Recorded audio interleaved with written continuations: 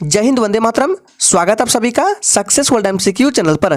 तो चलिए, Bihar police new vacancy 2022 के लिए एक मास्टर वीडियो लेकर आए हैं, जिसमें क्राउन पब्लिकेशन और लुसेंट पब्लिकेशन बुक का पूरा निचोड़ निकाला गया है, जिसके अंदर 100+ मोस्ट इंपॉर्टेंट क्वेश्चंस को सॉल्व कराया गया है। ये सभी प्रश्न बिहार पुलिस के एग्जाम में 100% छपने की चांसेस है, इसलिए आप लोगों को आज के सेशन को भूल से भी मिस नहीं करना है और सेशन को पूरा एंड तक देखना है। सभी लोग एक बार सेशन को अपने दोस्तों के साथ शेयर कर देंगे। तो चलिए इसी के साथ आज के सेशन को स्टार्ट करते हैं। तो आज के सेशन का सबसे फर्स्ट क्वेश्चन है, नियाग्रा जलप्रपात किस नदी पर स्थित है। चलिए आप सभी क्वेश्चन नंबर फर्स्ट के लिए आंसर करेंगे। अगर आपको इनमें से पहले से किसी भी प्रश्न का आंसर आता है तो आप लोगों को आंसर को कमेंट बॉक्स में देते जाना है, ताकि आप सभी का जितना भी डाउट है सारा क्लियर हो सके। और आपको प्रत्येक प्रश्न के लिए मैक्सिमम 5 सेकंड का टाइम दिया जाता है। चलिए, आपका टाइम खत्म होता है। इसका राइट आंसर है ऑप्शन सी, सेंट लॉरेंस। याद रखिएगा, नियाग्रा जलप्रपात किस नदी पर स्थित है, तो सेंट लॉरेंस नदी पर स्थित है। याद रखना है, ऑप्शन सी बिल्कुल सही जवाब हो जाएगा। और ये जो है नियाग्रा जलप्रपात कनाडा के ओंटारियो और अमेरिका के न्यूयॉर्क राज्य की अंतर्राज्यीय सीमा पर स्थित है। याद रखना है। चलिए आगे बढ़ते हैं। दूसरा क्वेश्चन है, सिस्टेमा नेचुरे पुस्तक किसने लिखी है। फटाफट से आंसर करते जाएंगे। प्रत्येक स्टूडेंट को कमेंट बॉक्स में आंसर करते जाना है। मैं प्रत्येक के आंसर को चेक करूंगा। तो सिस्टेमा नेचुरे पुस्तक किसने लिखी है, राइट आंसर है ऑप्शन बी, लिनियस ने। याद रखना है, लिनियस ने। चलिए आगे बढ़ते हैं। तीसरा प्रश्न है, उज्जैन का प्राचीन नाम क्या था। मोस्ट इंपॉर्टेंट प्रश्न है, चलिए आंसर करेंगे। उज्जैन का प्राचीन नाम क्या था। चलिए, आपका टाइम खत्म होता है। इसका सही जवाब, अगर आपने ऑप्शन ए दिया है तो बिल्कुल सही जवाब है, उज्जैन का प्राचीन नाम अवंतिका। याद रखना है। चलिए आगे बढ़ते हैं। चौथा प्रश्न है, कौन सी धातु विद्युत की कुचालक है। टीन, कॉपर, लेड या फिर निकेल। फटाफट से आंसर करते जाना है। कौन सी धातु विद्युत की कुचालक है। तो प्रश्न 4 के लिए अगर आपने सी दिया है तो बिल्कुल सही जवाब देगा। लेड जो है ये विद्युत की कुचालक है। लेड का संकेत क्या होता है, तो पीबी होता है। और इसका परमाणु क्रमांक कितना होता है, तो 82 होता है। याद रखना है। टीन का संकेत क्या होता है, एसएन होता है। परमाणु क्रमांक क्या होता है, तो 50 होता है। याद रखना है। कॉपर का क्या होता है, सीयू होता है। परमाणु क्रमांक कितना होता है, तो 29 होता है। याद रखना है। निकेल का क्या होता है, एनआई होता है। परमाणु क्रमांक 28 होता है। याद रखना है। सभी प्रश्नों को याद रखना है, इंपॉर्टेंट है। चलिए आगे बढ़ते हैं। पांचवा प्रश्न है, आनंद मठ के लेखक कौन है। सोच समझ का आंसर करना है। और जो भी स्टूडेंट चैनल पर पहली बार आए हैं, चैनल पर नए आए हैं, उनको बता दें कि इस चैनल पर डेली रात 8 बजे बिहार पुलिस के लिए प्रैक्टिस सेट का क्लास चलता है। तो अगर आप करना चाहते हैं तो क्लास को कर सकते हैं। इसके लिए आपको चैनल को सब्सक्राइब करके साथ में बेल आइकन को प्रेस करना होगा, ताकि जैसे ही क्लास अपलोड हो उसका नोटिफिकेशन आपको मिल सके। तो इसका राइट आंसर, अगर आपने ऑप्शन बी को दिया है तो बिल्कुल सही जवाब देगा, बंकिम चंद्र चटर्जी। याद रखना है। आनंद मठ के लेखक कौन है, तो बंकिम चंद्र चटर्जी है। याद रखना है। और आनंद मठ जो है ये बांग्ला भाषा का एक उपन्यास है और इसकी रचना 1882 में की गई थी। ये भी याद रखना है। चलिए आगे बढ़ते हैं। नेक्स्ट है, मानव शरीर के किस अंग की हड्डी सबसे लंबी होती है। सोच समझ का आंसर करना है। सारे प्रश्न आपके एग्जाम के लिए मोस्ट इंपॉर्टेंट वीवीआई है, सिलेक्टेड प्रश्न है। तो मानव शरीर के किस अंग की हड्डी सबसे लंबी होती है, इसका राइट आंसर है बी, जांग हो जाएगा। याद रखना है, जांग की हड्डी सबसे लंबी होती है। अगर पूछे हड्डी का नाम क्या है तो याद रखना है फीमर है। फीमर हड्डी ये सबसे बड़ी हड्डी है, लंबी हड्डी होती है। याद रखना है। नेक्स्ट है, टिबिया नामक हड्डी किस में पाई जाती है। सोच समझ का आंसर करना है। टिबिया नामक हड्डी किस में पाई जाती है। आपका टाइम खत्म होता है। तो इसका राइट आंसर, अगर आपने ऑप्शन बी दिया है तो बिल्कुल सही जवाब देगा, टांग में पाई जाती है। याद रखना है।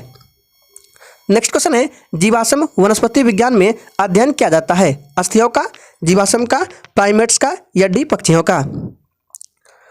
Times up. तो इसका सही जवाब, अगर आपने ऑप्शन बी को दिया है तो बिल्कुल सही जवाब देगा, जीवाश्म वनस्पति विज्ञान में जीवाश्मों का अध्ययन किया जाता है। याद रखना है।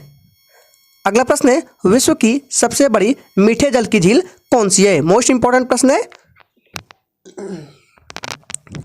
चलिए, आपका टाइम खत्म होता है। तो विश्व की सबसे बड़ी मीठे जल की झील पूछा जा रहा है, तो राइट आंसर ऑप्शन क्या हो जाएगा, बी के साथ चला जाएगा, सुपीरियर। याद रखना है। और सबसे गहरी पूछे तो बैकाल हो जाएगा। दोनों को याद रखना है। सबसे गहरी झील बैकाल झील है, जो कि रूस में है। याद रखना है। नेक्स्ट क्वेश्चन है, हर्यक वंश के किस शासक को कुनिक कहा जाता था। चलिए आंसर करेंगे।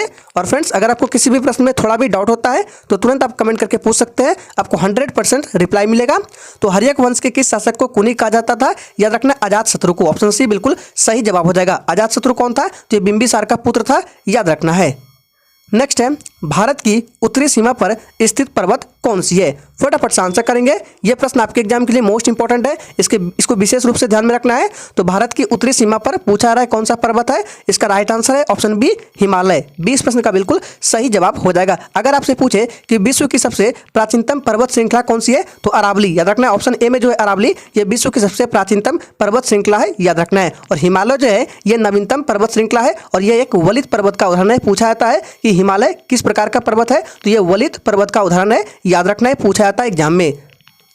नेक्स्ट है, विश्व का सबसे ऊंचा जलप्रपात किस देश में स्थित है? चलिए आंसर करते जाएंगे और फिर से बोल रहे हैं आप लोगों को सेशन में एंड तक बने रहना है।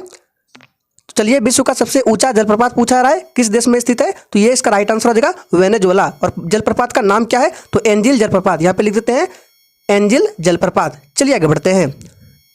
अगला प्रश्न है, पुष्पों का अध्ययन क्या कहलाता है? सोच समझ का आंसर करना है। और फ्रेंड्स, अगर आपको ये सेशन अच्छा लग रहा है तो सभी लोग दिल से एक बार सेशन को जरूर लाइक करेंगे। तो पुष्पों का अध्ययन क्या कहलाता है? राइट आंसर है एंथोलॉजी, याद रखना है। एंथोलॉजी में पुष्पों का अध्ययन किया जाता है, राइट आंसर एक के साथ चला जाएगा। नेक्स्ट है, मानव शरीर की सबसे छोटी हड्डी कौन सी है? चलिए आंसर करेंगे। मानव शरीर की सबसे छोटी हड्डी कौन सी है? प्रत्येक स्टूडेंट को कमेंट बॉक्स में आंसर करना है। तो इसका राइट आंसर ऑप्शन सी के साथ चला जाएगा स्टेपीज, याद रखना है। ये कान की हड्डी होती है और प्रश्न बनता है कि कान में टोटल कितने हड्डी होती है, तो 6, याद रखना है। चलिए आगे बढ़ते हैं। नेक्स्ट है, भारत में सबसे ऊंची पर्वत चोटी कौन सी है? सोच समझ का आंसर करना है। ये भी प्रश्न आपके एग्जाम के लिए मोस्ट इंपॉर्टेंट है, इस पर स्टार लगा रहे हैं, इसको भी ध्यान में रखना है। तो भारत में पूछा जा रहा है सबसे ऊंची पर्वत चोटी कौन सी है, इसका राइट आंसर ऑप्शन चला देगा एक के साथ गॉडविन ऑस्टिन, याद रखना है। इस प्रश्न का बिल्कुल सही जवाब हो जाएगा।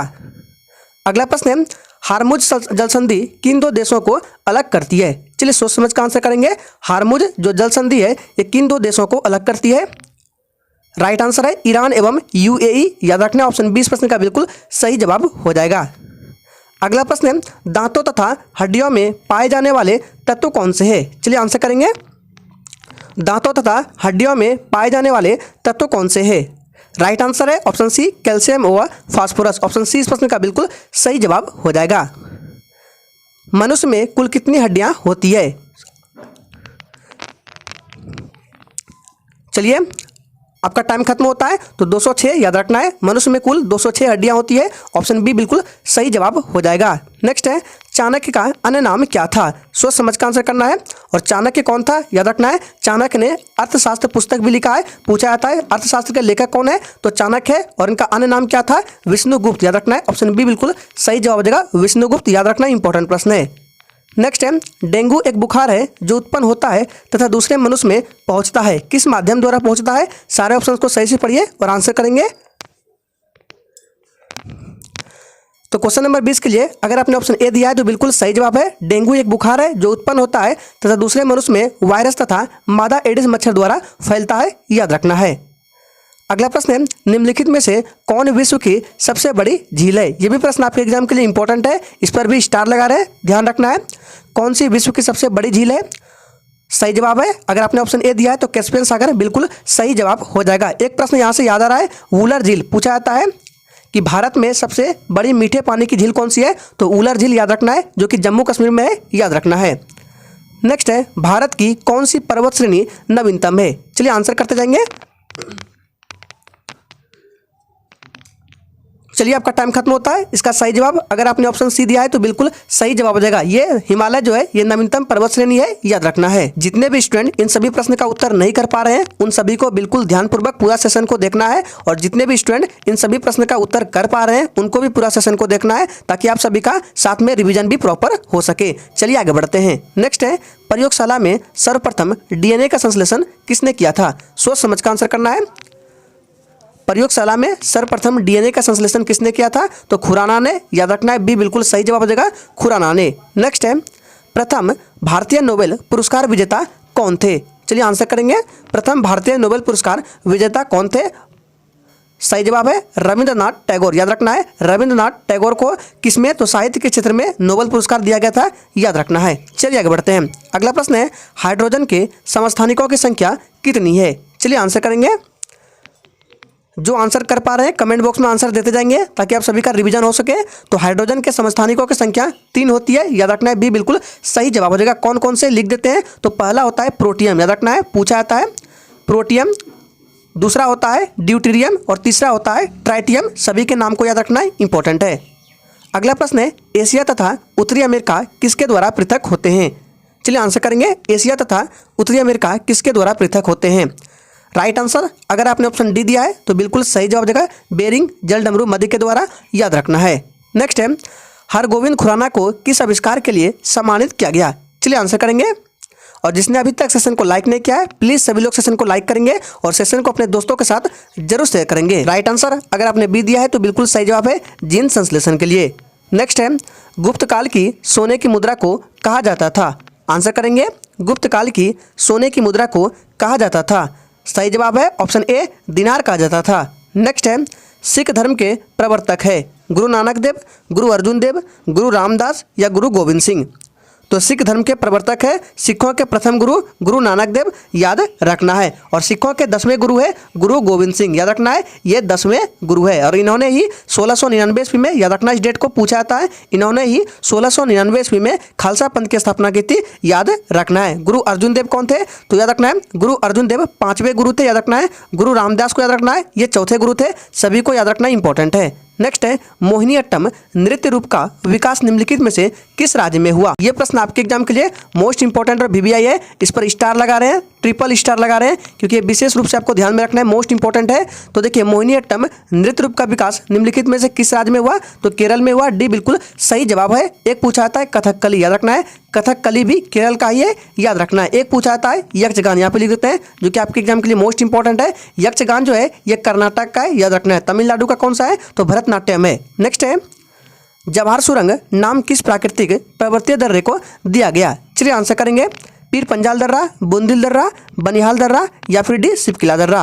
राइट आंसर अगर आपने ऑप्शन सी दिया है तो बिल्कुल सही जवाब हो जाएगा, बनिहाल दर्रा को दिया गया है, याद रखना है। अगला प्रश्न है पदार्थ के चतुर्थ अवस्था है ठोस, तरल, प्लाज्मा या गैस। पदार्थ का चतुर्थ अवस्था कौन सी है, सही जवाब अगर आपने सी दिया है तो बिल्कुल सही जवाब है प्लाज्मा हो जाएगा।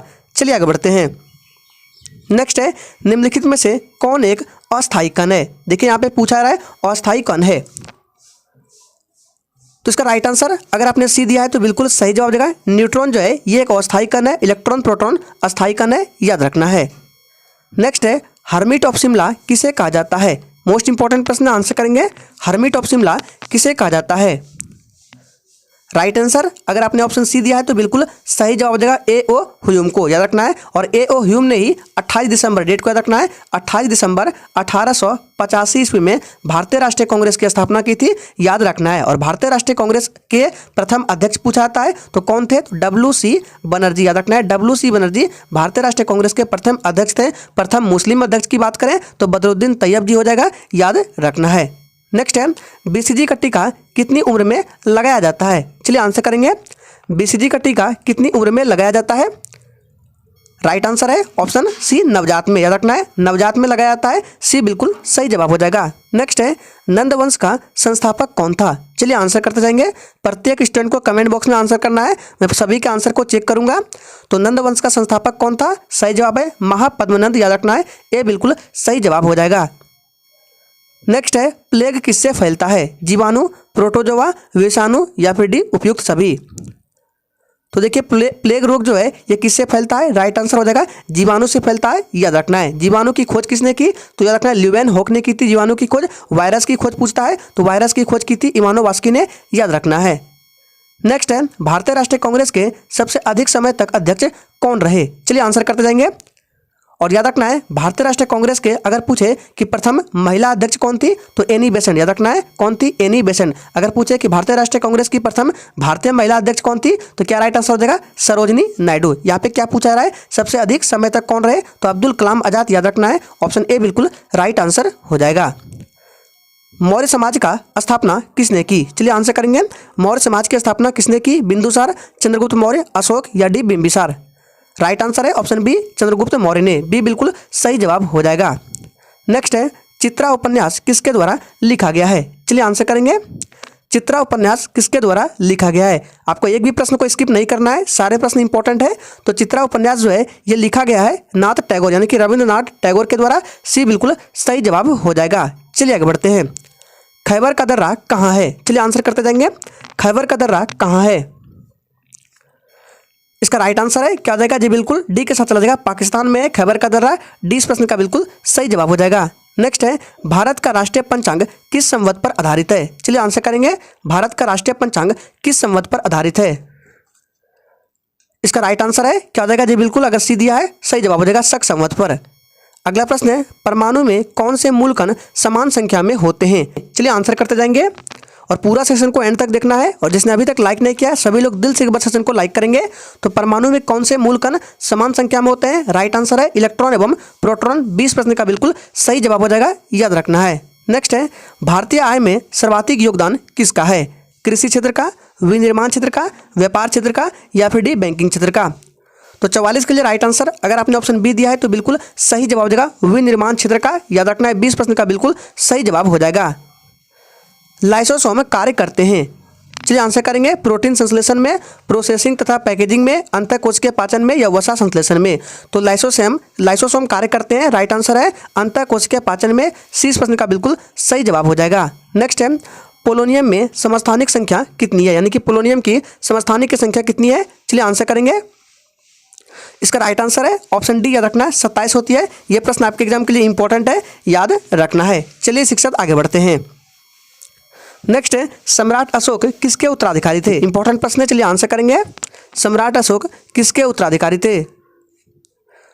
इसका राइट आंसर अगर आपने सी दिया है तो बिल्कुल सही जवाब हो जाएगा बिंदुसार, याद रखना है। चंद्रगुप्त मौर्य के पुत्र का नाम क्या था? तो बिंदुसार था। और बिंदुसार के पुत्र का नाम क्या था? तो सम्राट अशोक। क्रम से याद रखना है, चंद्रगुप्त मौर्य का कौन था? बिंदुसार। और बिंदुसार का कौन था? सम्राट अशोक, याद रखना है।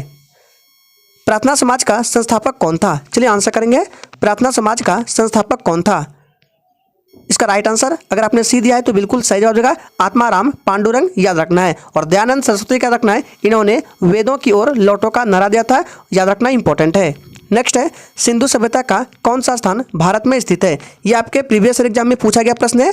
सिंधु सभ्यता का कौन सा स्थान भारत में स्थित है? इसका राइट आंसर है ऑप्शन सी लोथल, याद रखना है। सी बिल्कुल सही जवाब देगा। लोथल कहाँ है? तो गुजरात में है, याद रखना है। अगला प्रश्न है, गुप्त वंश का संस्थापक कौन था? चलिए आंसर करते जाएंगे। सारे प्रश्न सिलेक्टेड है। गुप्त वंश का संस्थापक था श्रीगुप्त, याद रखना है। बी बिल्कुल सही जवाब देगा श्रीगुप्त। नेक्स्ट है, रामचरितमानस के लेखक तुलसीदास। आपको यह भी याद रखना है, रामचरितमानस के लेखक कौन है? तुलसीदास। ये किसके समकालीन थे? चलिए आंसर करेंगे। आपका टाइम खत्म होता है। राइट आंसर है ऑप्शन डी, अकबर के समकालीन थे, याद रखना है। चलिए आगे बढ़ते हैं। नेक्स्ट है, 1857 के विद्रोह के समय भारत का गवर्नर जनरल कौन था? चलिए आंसर करते जाएंगे फटाफट से, प्रत्येक स्टूडेंट को आंसर करना है। तो 1857 के विद्रोह के समय भारत का गवर्नर जनरल कौन था? राइट आंसर सी के साथ चला जाएगा लॉर्ड कैनिंग, याद रखना है। सी इस प्रश्न का बिल्कुल सही जवाब हो जाएगा। नेक्स्ट है, भारत छोड़ो आंदोलन कब प्रारंभ हुआ? चलिए आंसर करते जाएंगे। प्रश्न नंबर ये 53 है, सभी लोग आंसर करेंगे। भारत छोड़ो आंदोलन कब प्रारंभ हुआ? उगते सूर्य का देश कहा जाता है, किसको कहा जाता है? यहाँ से दो प्रश्न बनते हैं, उगते सूर्य का देश, डूबते सूर्य का देश और मध्यरात्रि का देश। तो उगते सूर्य का देश किसको बोलेंगे? जापान को, याद रखना है। और डूबते सूर्य का देश किसको बोलेंगे? तो ब्रिटेन को, याद रखना है। ब्रिटेन को डूबते सूर्य का देश बोलेंगे। और मध्यरात्रि का देश किसको बोलेंगे? तो नॉर्वे को, याद रखना है। नेक्स्ट है, प्रसिद्ध तानसेन पुरस्कार संगीत के क्षेत्र में किस राज्य द्वारा दिया जाता है? यानी कि प्रसिद्ध तानसेन पुरस्कार जो है ये संगीत के क्षेत्र में दिया जाता है, सबसे पहली बात याद रखना है। और ये किस राज्य द्वारा दिया जाता है? तो इसका राइट आंसर है ऑप्शन बी मध्य प्रदेश, याद रखना है। मध्य प्रदेश की राजधानी कहाँ है? तो भोपाल है, याद रखना है। नेक्स्ट है, लोकसभा के अध्यक्ष अपना त्यागपत्र किसे सौंपते हैं? चलिए आंसर करेंगे। लोकसभा के जो अध्यक्ष है अपना त्यागपत्र किसे सौंपते हैं? इसका राइट आंसर अगर आपने डी दिया है तो बिल्कुल सही जवाब देगा लोकसभा के उपाध्यक्ष को। डी इस प्रश्न का बिल्कुल सही जवाब हो जाएगा, याद रखना है। और वर्तमान में कौन है अध्यक्ष? तो ओम बिरला है, याद रखना है। नेक्स्ट है, भारतीय संविधान के किस आर्टिकल में अस्पृश्यता का उन्मूलन किया गया है? चलिए आंसर करते जाएंगे। भारतीय संविधान के किस अनुच्छेद में अस्पृश्यता का उन्मूलन किया गया है? तो इसका राइट आंसर है ऑप्शन सी अनुच्छेद 17 में, याद रखना है। सी इस प्रश्न का बिल्कुल सही जवाब हो जाएगा। नेक्स्ट है, भारतीय संविधान का भाग 4 किससे संबंधित है? चलिए सोच समझ का आंसर करना है। तो भारतीय संविधान का भाग 4 किससे संबंधित है? तो ये राज्य के नीति निर्देशक तत्व से संबंधित है, याद रखना है। ऑप्शन ए इस प्रश्न का बिल्कुल सही जवाब हो जाएगा। और नागरिकता जो है ये भाग 2 में, याद रखना है, नागरिकता जो है भाग 2 में है। मौलिक कर्तव्य किस में है? तो मौलिक कर्तव्य जो है ये भाग 4A में, याद रखना है। 4 का बोल सकते हैं, 4A में। और मौलिक अधिकार किस में है? मौलिक अधिकार भाग 3 में है, याद रखना है। मौलिक कर्तव्य टोटल कितने हैं? तो 11 है। किस देश के संविधान से लिया गया है? तो मौलिक कर्तव्य को रूस देश के संविधान से लिया गया है। मौलिक अधिकार को किस देश से लिया गया है? तो यूएसए के संविधान से लिया गया है, याद रखना है। चलिए आगे बढ़ते हैं। नेक्स्ट है, भारतीय संविधान को कब अंगीकृत किया गया? ये प्रश्न आपके एग्जाम के लिए मोस्ट इंपॉर्टेंट है। ये प्रश्न आपके एग्जाम में डायरेक्ट पूछे जाते हैं। भारतीय संविधान को कब अंगीकृत किया गया है? तो अंगीकृत किया गया है 26 नवंबर 1949 को। और पूर्ण रूप से लागू कब किया गया है? तो 26 जनवरी, याद रखना है, 26 जनवरी 1950 को पूर्ण रूप से लागू किया गया है, जो कि ऑप्शन बी में है। फिलहाल इसका राइट आंसर क्या आ जाएगा? ऑप्शन ए के साथ चला जाएगा। चलिए आगे बढ़ते हैं। नेक्स्ट है, भारतीय राष्ट्रीय हिंदी दिवस प्रत्येक वर्ष मनाया जाता है। यहाँ से एक और प्रश्न बनते हैं, विश्व हिंदी दिवस और भारतीय राष्ट्रीय हिंदी दिवस। तो भारतीय राष्ट्रीय हिंदी दिवस प्रत्येक वर्ष 14 सितंबर को मनाया जाता है। और विश्व हिंदी दिवस की बात करें तो 10 जनवरी हो जाएगा। दोनों को याद रखना है। नेक्स्ट है, HTML का पूर्ण रूप क्या है? चलिए आंसर करेंगे। HTML का पूर्ण रूप क्या है? राइट आंसर है हाइपर टेक्स्ट मार्कअप लैंग्वेज, याद रखना है। ये HTML का पूर्ण रूप है। इंपॉर्टेंट प्रश्न है, ध्यान देना है। अगला सवाल है, अंतर्राष्ट्रीय तिथि रेखा क्या कहलाता है? 0 डिग्री अक्षांश, 0 डिग्री देशांतर, 180 डिग्री देशांतर या फिर डी 180 डिग्री अक्षांश। इस प्रश्न को याद रखना है। अंतर्राष्ट्रीय तिथि रेखा कहलाता है 180 डिग्री देशांतर, याद रखना है। सी इस प्रश्न का बिल्कुल सही जवाब हो जाएगा। नेक्स्ट है, कोयला किस प्रकार की चट्टान में पाया जाता है? चलिए आंसर करते जाएंगे। चलिए, तो इसका राइट आंसर क्या आ जाएगा? कोयला जो है ये परतदार चट्टान में पाया जाता है। ऑप्शन बी बिल्कुल सही जवाब हो जाएगा, याद रखना है। कोयला जो है अवसादी चट्टान में पाया जाता है। यहाँ पे लिख देते हैं, आपको अवसादी भी ऑप्शन में मिल सकता है। तो कोयला जो है ये अवसादी चट्टान में पाया जाता है और अवसादी का ही परतदार होता है, याद रखना है। अवसादी को ही परतदार चट्टान बोलते हैं। तो राइट आंसर बी के साथ चला जाएगा। अगर अवसादी मिले तो वो भी सही हो जाएगा। नेक्स्ट है, विश्व में सबसे लंबी पर्वत श्रेणी कौन सी है? सोच समझ कर आंसर करना है। विश्व में पूछा रहा है सबसे लंबी पर्वत श्रेणी कौन सी है? तो याद रखना, सबसे लंबी पूछे तो एंडीज हो जाएगा। ऑप्शन बी बिल्कुल सही जवाब हो जाएगा। और सबसे पुरानी श्रृंखला पूछे तो अरावली हो जाएगा। नवीनतम हिमालय है और हिमालय जो है ये वलित पर्वत का उदाहरण है, याद रखना है, फोल्डिंग माउंटेन। नेक्स्ट है, स्टेनली जलप्रपात है किस नदी पर है? चलिए आंसर करेंगे। स्टेनली जलप्रपात किस नदी पर है?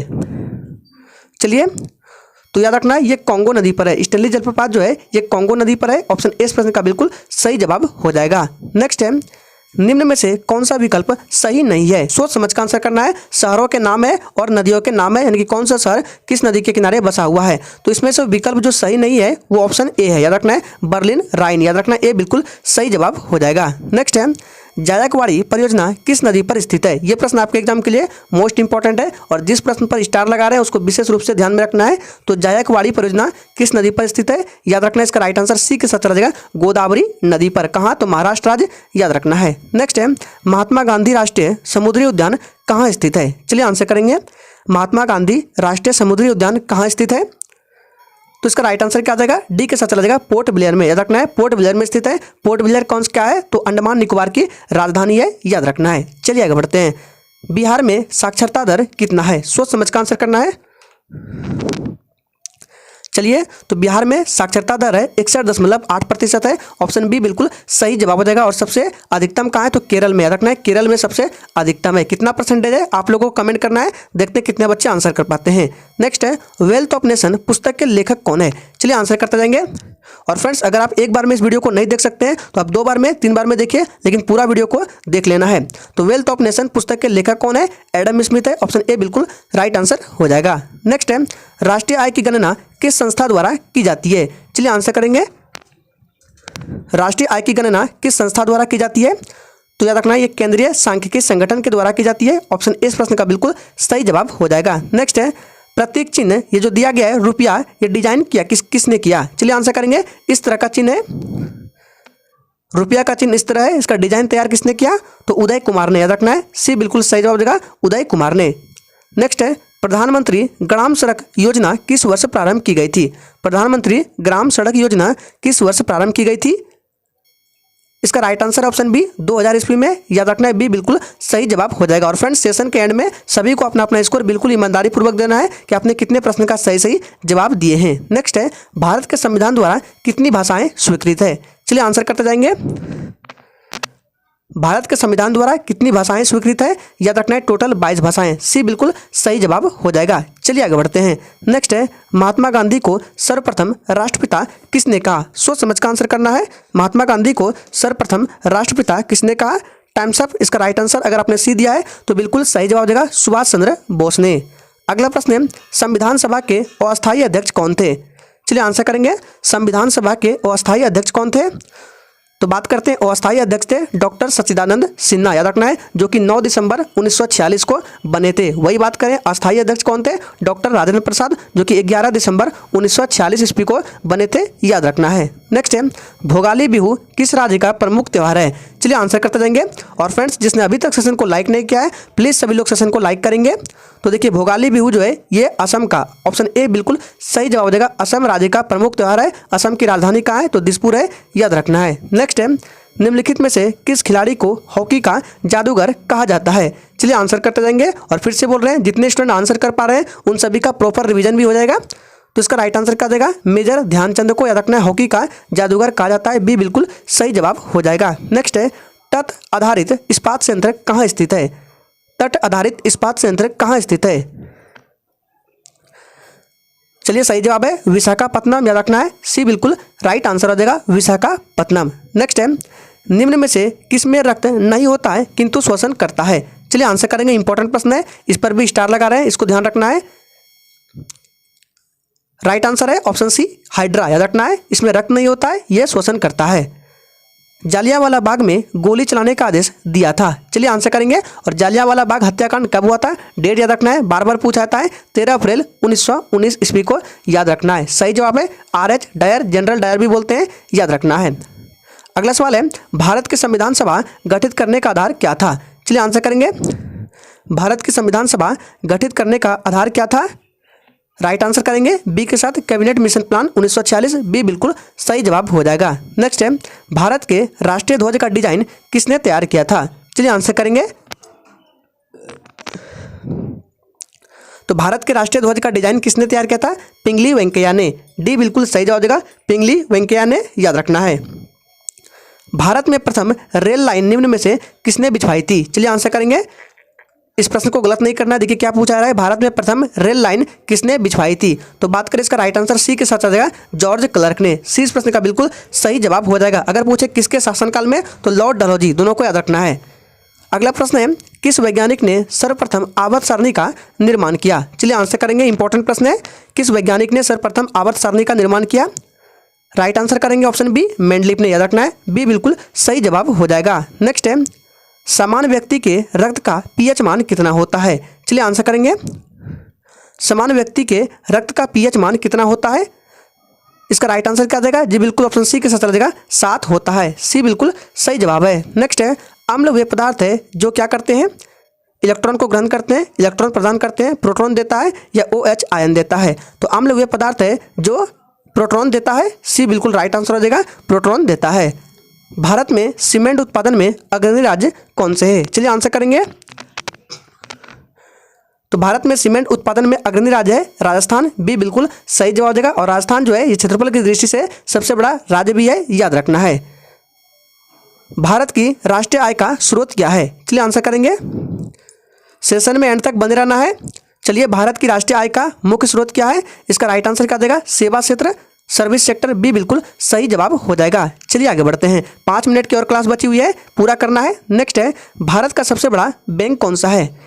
चलिए आंसर करेंगे। सिर्फ 5 मिनट रुकना है आप सभी को। और भारत का सबसे बड़ा बैंक कौन सा है, तो याद रखना इसका सही जवाब है भारतीय रिजर्व बैंक, जिसे बैंकों का बैंक बोला जाता है। इसकी स्थापना की बात करें तो 1935 ईस्वी में इसकी स्थापना, और इसका राष्ट्रीयकरण हुआ था 1949 ईस्वी में। याद रखना हेडक्वार्टर कहाँ है, तो मुंबई में है, याद रखना है। नेक्स्ट है असहयोग आंदोलन शुरू करने के समय भारत के वायसराय कौन थे। चलिए आंसर करेंगे।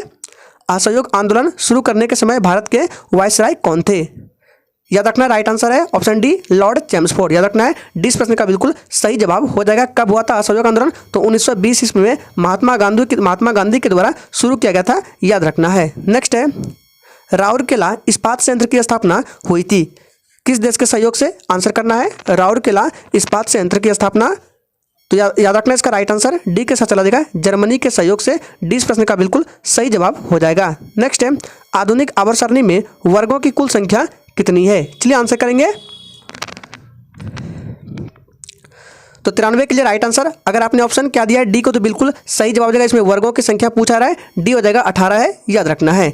नेक्स्ट है, संगीत नाटक अकादमी कहाँ स्थित है? कोलकाता, नई दिल्ली, पुणे या फिर D Mumbai?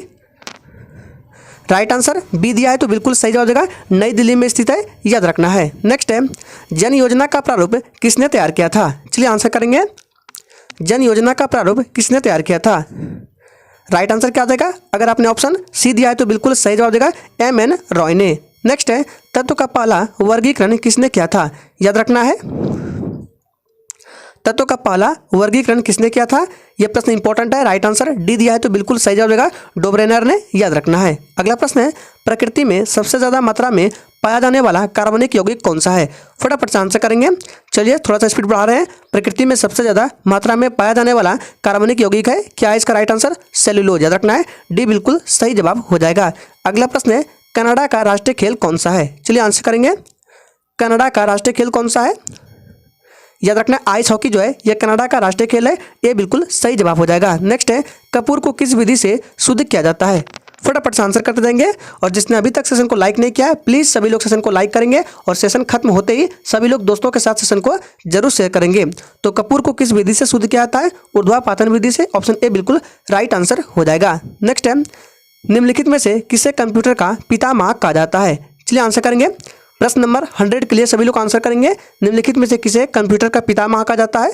Right answer Charles Babbage, याद रखना है, बी बिल्कुल सही जवाब हो जाएगा। नेक्स्ट है, भारत के लिए नियोजित अर्थव्यवस्था पुस्तक के लेखक है? चलिए आंसर करेंगे, इंपॉर्टेंट प्रश्न है।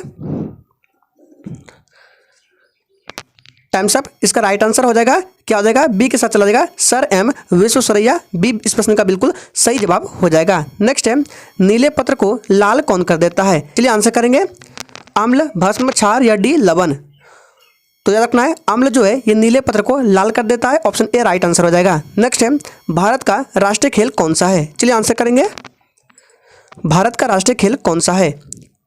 तो सही जवाब है इसका क्या हो जाएगा? हॉकी जो है ये भारत का राष्ट्रीय खेल है, याद रखना है। आप लोग कमेंट करेंगे कि क्रिकेट जो है ये किस देश का राष्ट्रीय खेल है, देखते कितने बच्चे आंसर कर पाते हैं। नेक्स्ट है, भारत का 40% सड़क परिवहन होता है, किस राजमार्ग से होता है? चलिए आंसर करेंगे। इसका सही जवाब है राष्ट्रीय राजमार्ग से, याद रखना है, भारत का 40% सड़क परिवहन होता है राष्ट्रीय राजमार्ग से। नेक्स्ट है, नई दिल्ली में स्थित संग्रहालय कौन से है? चलिए आंसर करेंगे। प्रिंस ऑफ वेल्स संग्रहालय, सलारजंग संग्रहालय, भारतीय संग्रहालय या फिर डी राष्ट्रीय संग्रहालय? तो इसका राइट आंसर अगर आपने डी दिया है तो बिल्कुल सही जवाब देगा, राष्ट्रीय संग्रहालय, याद रखना है। नेक्स्ट है, भारत में निर्मित प्रथम कंप्यूटर कौन से है? तो आप सभी जानते हैं भारत में निर्मित प्रथम कंप्यूटर है सिद्धार्थ, ऑप्शन ए बिल्कुल राइट आंसर हो जाएगा। नेक्स्ट है, सर्वप्रथम आधुनिक कंप्यूटर की खोज कब हुई? सर्वप्रथम आधुनिक कंप्यूटर की खोज कब हुई? इसका राइट आंसर है ऑप्शन ए 1946 ईस्वी में। नेक्स्ट है, 1944 में गांधीवादी योजना को प्रतिपादित किया था। चलिए आंसर करेंगे, और 2 क्वेश्चन बचा हुआ है। 1944 में गांधीवादी योजना को प्रतिपादित किसने किया था? राइट आंसर ऑप्शन डी श्रीमान नारायण अग्रवाल ने, डी बिल्कुल सही जवाब हो जाएगा। नेक्स्ट है, कबड्डी खेल में प्रत्येक पक्ष में खिलाड़ियों की संख्या कितनी होती है? चलिए आंसर करेंगे। Times up. तो कबड्डी के खेल में प्रत्येक पक्ष में खिलाड़ियों की संख्या 7 होती है, ऑप्शन सी बिल्कुल सही जवाब हो जाएगा, याद रखना है। नेक्स्ट है, निम्न में से किसमें वैद्युत संयोजक बंधन है? सोच समझ कर आंसर करना है। निम्न में से किसमें वैद्युत संयोजक बंधन है? आज के सेशन का ये आखिरी प्रश्न है, और इसका राइट आंसर अगर आपने डी दिया है तो बिल्कुल सही जवाब देगा, सोडियम ब्रोमाइड। तो आज के सेशन में टोटल 110 इंपॉर्टेंट प्रश्नों को कवर किया गया है, जो आपके एग्जाम के लिए कतई जरूर प्रश्न है। तो आज के लिए इतना ही, तब तक के लिए जय हिंद।